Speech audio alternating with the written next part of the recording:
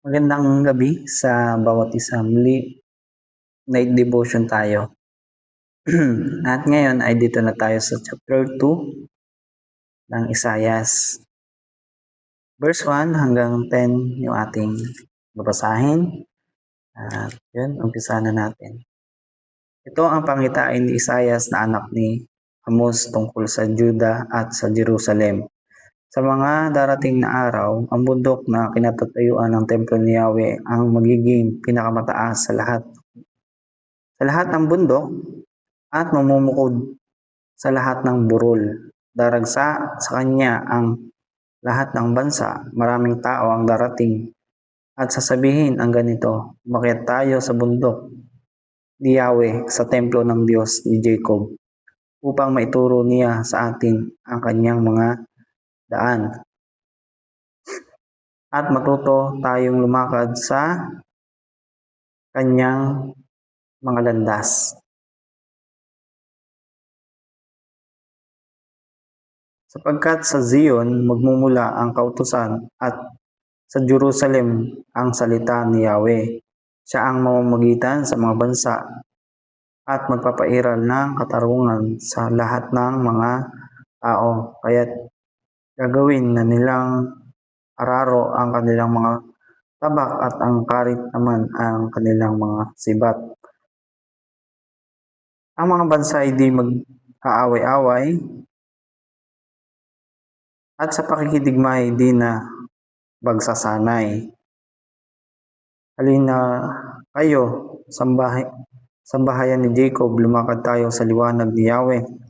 Itakwil mo ang lahi ni Jacob na yung bayan, sapagkat ang lupain ay puno ng mga salamangkerong mula sa silangan at ng mga manghuhula gaya ng mga Pilisteo. Nakikibagay sila sa kaugalian ng mga manghuhula gaya ng mga Pilisteo. Nakikibagay sila sa kaugalian ng mga dayuhan. Pagpasensyahan nyo na medyo naulit ko ata yung pagkakabasa.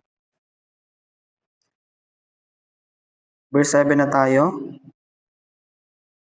Sagana ang kanilang lupain sa ginto at pilak at walang pagkaubos ang kanilang kayamanan. Sa buong lupain maraming kabayo at hindi mabilang ang kanilang mga karwahe.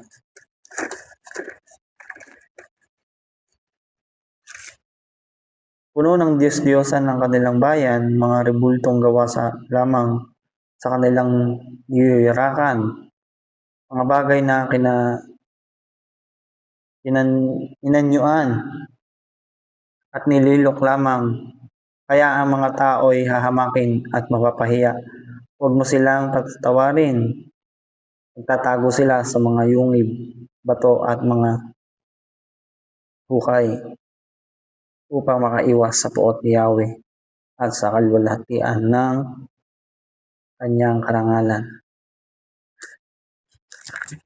Ang aking natutunan dito sa chapter 2, verse 1 hanggang 10 ay itong verse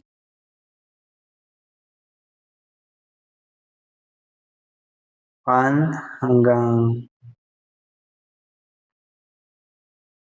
5. Sabi dito sa verse 1, ito ang pangitain ni Isaias na anak ni Amos sa Juda at sa Jerusalem. Pinapakita dito na si Isaias, binigyan na siya ng pangitain ng Panginoon patungkol dun sa mangyayari sa Juda at sa Jerusalem.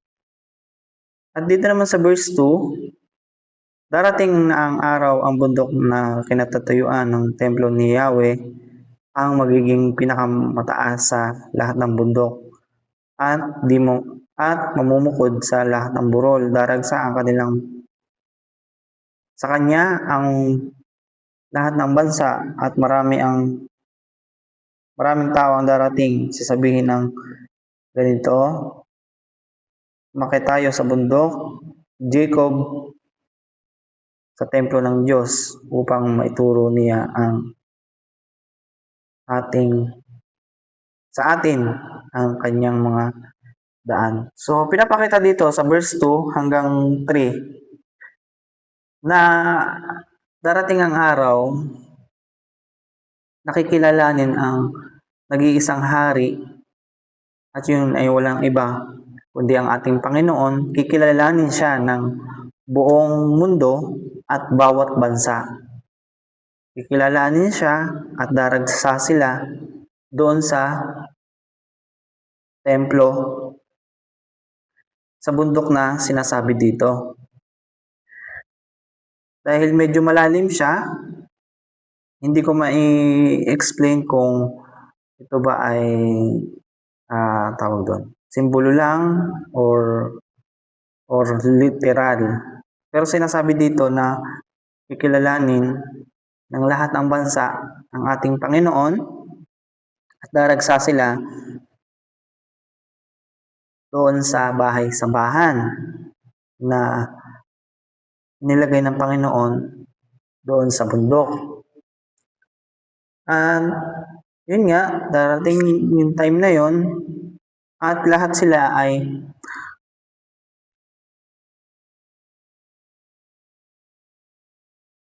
magsisikap na alamin yung bagay na itinuturo ng Panginoon at upang makasunod dun sa kalooban ng ating Panginoon.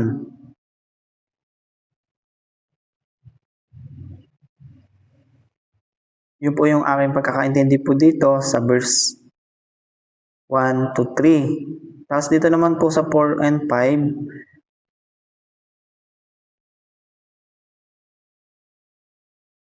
siya ang mamamagitan sa mga bansa at magpapairal ng katarungan. Kaya gagawin na nilang araro ang kanilang karit, ang kanilang tabak. Gagawin nilang araro at ang karit naman ang kanilang gagawin mga sibat. So darating ang panahon na ang Panginoon siya'y kikilalanin ng buong bansa at ng iba't ibang bansa at ng buong mundo at siya ang mamamagitan sa lahat ng bansa dito sa mundo upang magkaroon ng katarungan at kapayapaan. Darating ang time na ang digmaan ay mawawala na dito sa mundo, yung pagtatalo, bawat bansa, pag-aagawan ng teritoryo, lupain,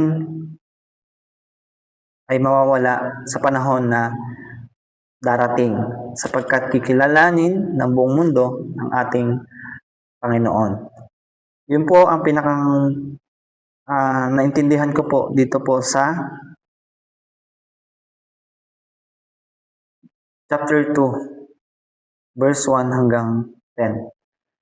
At kung patuloy po tayo magtitiwala sa ating Panginoon, kung patuloy po tayong aayon po sa magandang plano niya po para sa atin, tayo po ay mapapabuti at iwasan na po natin na maniwala po sa mga pamahiin sapagkat paniniwala po sa pamahiin ay siya pong naglalayo po sa kalooban ng Panginoon na dapat ay palitan natin ng pananampalataya at pagtitiwala sa Kanya. Yun lamang po at marami pong salamat. Sana po ay naunawaan niyo po yung gusto ko pong sabihin tungkol po dito sa chapter 2 ng Isaias, verse 1 hanggang 10. At kung meron po kayong hindi naunawaan, sisikapin ko po siyang ipaliwanag. I-comment nyo lang po dito sa baba ng aking video. Lamang po at marami pong salamat. Muli, kita-kits po tayo sa ating night devotion bukas po ng gabi. See you tonight devotion. God bless po. Bye-bye.